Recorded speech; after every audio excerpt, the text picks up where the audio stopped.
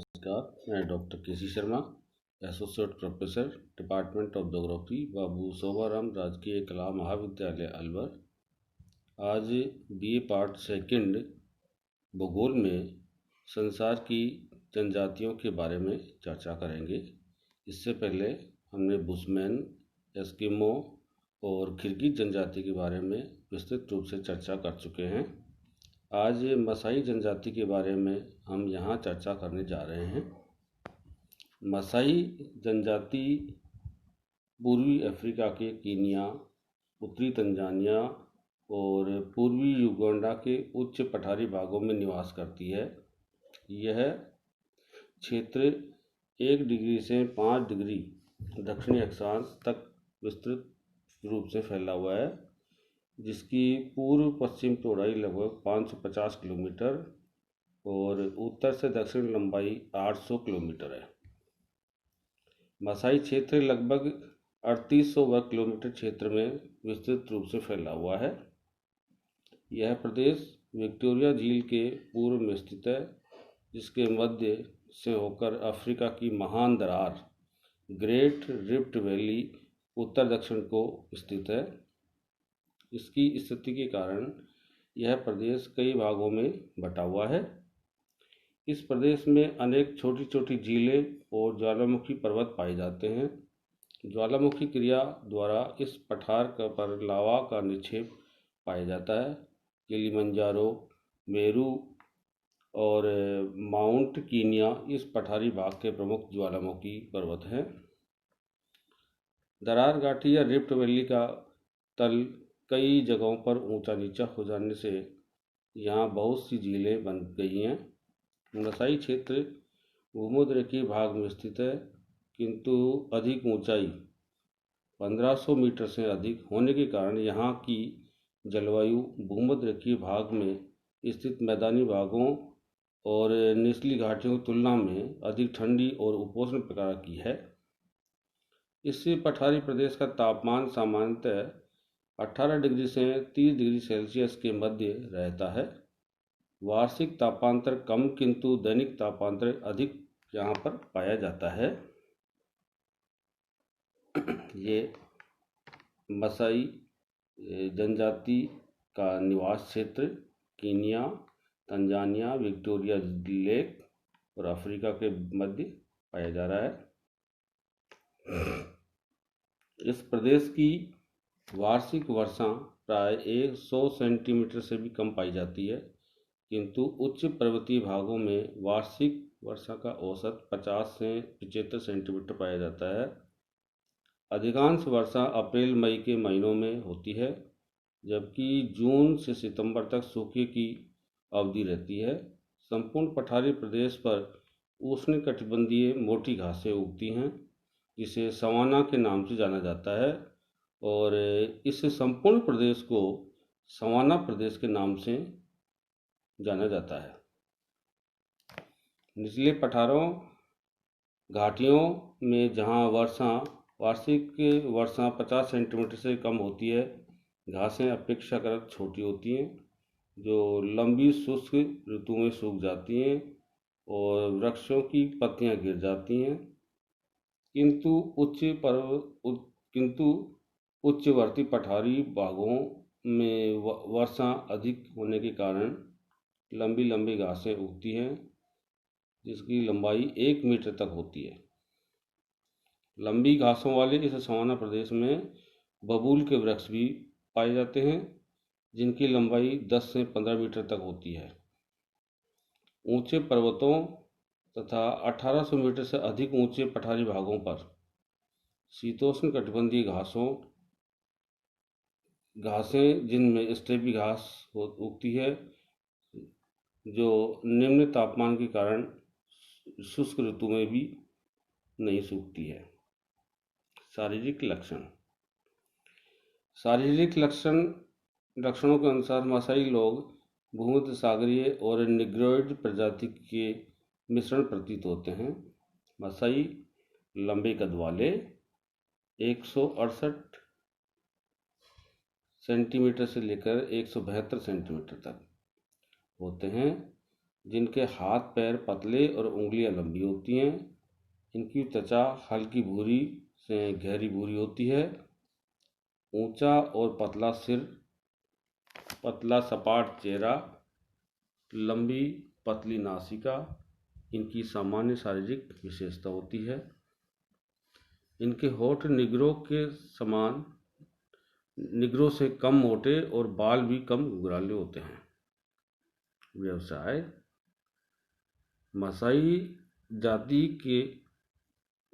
मसाई एक पशुपालक जाति है। पशु ही इनकी वास्तविक संपत्ति होती है। पशुचारण मसाई लोगों का परंपरागत व्यवसाय होता है। प्रत्येक मसाई परिवार का अलग अलग पशुओं का झुंड होता है। इनके पशुओं में गाय, बैल, भेड़ और बकरियां प्रमुख होते हैं।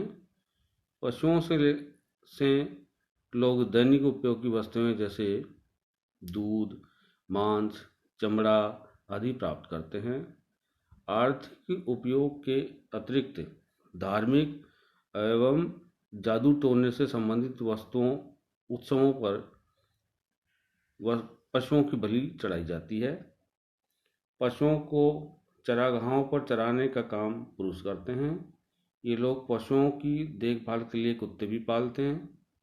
प्रातःकाल दिन निकलने से पहले और सायंकाल गायों को दूध दोहने का कार्य यहाँ स्त्रियां करती हैं। ये लोग प्राय लौकी की तुम्बी, खोल जिसको कहते हैं, लौकी का खोल जो होता है उसमें दूध को एकत्रित करने का कार्य करते हैं। दूध के बर्तन को गोमूत्र से धोकर उसे सुखा लिया जाता है। मसाई लोग सामान्यतः दूध का प्रयोग कच्चा ही करते हैं, किंतु बीमार लोगों को दूध उबाल कर भी दिया जाता है। ये लोग गाय को पवित्र मानते हैं और गाय को ये मारते नहीं हैं, लेकिन उसके स्वतः मरने के बाद उसकी मांस मसाई लोग खा लेते हैं। दूध से मक्खन भी बनाया जाता है, किंतु ये लोग पनीर नहीं बनाते। मसाई भेड़ भी पालते हैं और उसकी मांस, रक्त, दूध और ऊन का प्रयोग करते हैं, किंतु इनके सामाजिक जीवन में भेड़ों का बहुत कम महत्व है। दूध और मांस के लिए बकरियां भी पाली जाती हैं।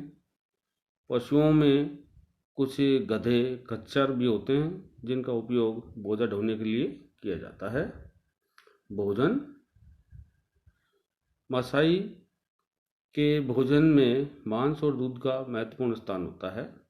मांस भेड़ों और बकरों से प्राप्त होती है। दूध गायों से प्राप्त होता है। थोड़ा दूध बकरियों से भी मिल जाता है।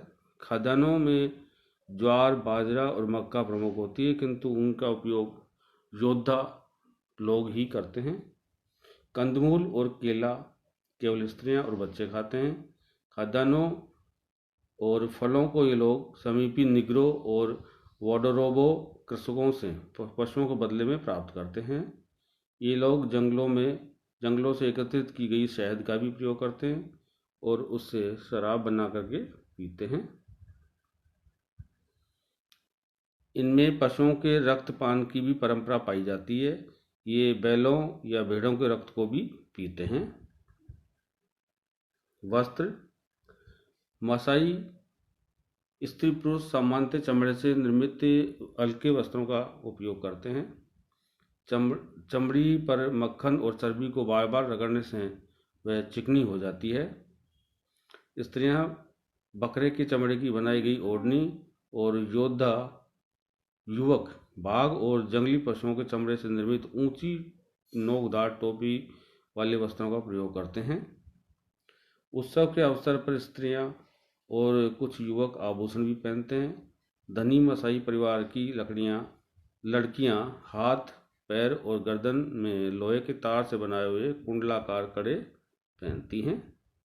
आवास या इनके घर: स्थानांतरणशील पशुचारण होने के कारण मसाई स्थायी बस्ती नहीं बनाते, बल्कि पशुचारण की खोज में अपना स्थान बदलते रहते हैं। एक स्थान पर कुछ सप्ताह तक ही निवास करते हैं। प्रत्येक मसाई परिवार अलग झोपड़ी में रहता है और प्रत्येक परिवार का अलग अलग पड़ाव होता है, जिसे क्रॉल कहते हैं। एक एक क्रॉल में झोंपड़ियों की संख्या 20 से 50 तक पाई जा सकती है। क्रॉल झोंपड़ियों से निर्मित एक छोटा घेरा होता है जिसके चारों ओर कांटेदार बाड़ लगाई जाती है। क्रॉल में आमने सामने पशुओं के प्रवेश और निकास के लिए द्वार बने हुए होते हैं। क्रॉल की आकृति गोलाकार सुरक्षा की दृष्टि से उत्तम होती है। क्रॉल में किनारे किनारे झोंपड़ियाँ बनाई जाती हैं और बीच में लगभग 100 वर्ग मीटर का स्थान खुला छोड़ दिया जाता है, जिसे रात में पशुओं के बाड़े के रूप में प्रयोग लिया जाता है। नए पड़ाव के स्थान का चुनाव करने से पहले चारागाह और जल स्रोत का पता लगाया जाता है और उपयुक्त स्थल पर क्रॉल का निर्माण किया जाता है। मसाई की प्रत्येक पत्नी, यानी एक मसाई की कई पत्नियां हो सकती हैं और प्रत्येक पत्नी की अलग अलग झोंपड़ी होती है जिसकी देखभाल वह स्वयं करती है। झोंपड़ी की दीवारें बांस, लकड़ी और मोटी घासों से बनाई जाती हैं। उस पर मिट्टी का लेप चढ़ा दिया जाता है। छतों को घास और बांस से बनाया जाता है और उस पर भी गोबर और मिट्टी का लेप लगा दिया जाता है। इस प्रकार उनकी झोंपड़ी अंधकार में होती है। प्रवेश द्वार पर मोटा चमड़ा लगाया जाता है। सामाजिक संगठन। अब हम मसाई जनजाति पितृवंशीय और बहिर्विवाही यानी समूह से जो बाहर विवाह करते हैं उसको बहिर्विवाही कहते हैं। बहिर्विवाही समूह है जिसमें व्यक्ति की अपेक्षा समुदाय को अधिक महत्व दिया जाता है। मसाई के कई उपवर्ग भी हैं किंतु वे भी बहिर्विवाही होते हैं। इसका अर्थ यह है कि लोग समान गोत्र में विवाह नहीं करते और गोत्र पिता के द्वारा निर्धारित होता है। मसाई समाज में व्यक्ति का स्थान उसके पशुओं की संख्या के आधार पर निर्धारित होता है। मसाई समाज में लड़की और लड़के के विवाह का निर्णय उसके शैशवावस्था में ही ले लिया जाता है, किंतु विवाह युवावस्था में ही किया जाता है। किसी युवक का विवाह तब होता है जब वह अपने योद्धापन को सिद्ध कर देता है। प्रथम शिशु के जन्म के पश्चात लड़की का पिता दहेज देता है और लड़की के पिता को शहद की बनी शराब भेंट की जाती है। मसाई जाति में बहु विवाह की प्रथा भी प्रचलित है। एक प्रौढ़ व्यक्ति कुछ समय के अंतराल में बारी बारी से कई विवाह करता है। प्रथम पत्नी की तुलना में दूसरी पत्नी के अधिकार में कम पशु होते हैं। पिता की मृत्यु के पश्चात संपत्ति का बंटवारा पुत्रों में किया जाता है, किंतु प्रत्येक पत्नी के पुत्र अपनी अपनी माता को मिले धन संपत्ति या पशुओं का ही परस्पर बंटवारा करते हैं। एक वयस्क व्यक्ति उसकी पत्नी या पत्नियां और पुत्रों को मिलाकर एक परिवार बनता है और एक परिवार एक साथ ही क्रॉल, जैसे इसको पड़ाव कहते हैं, में निवास करता है।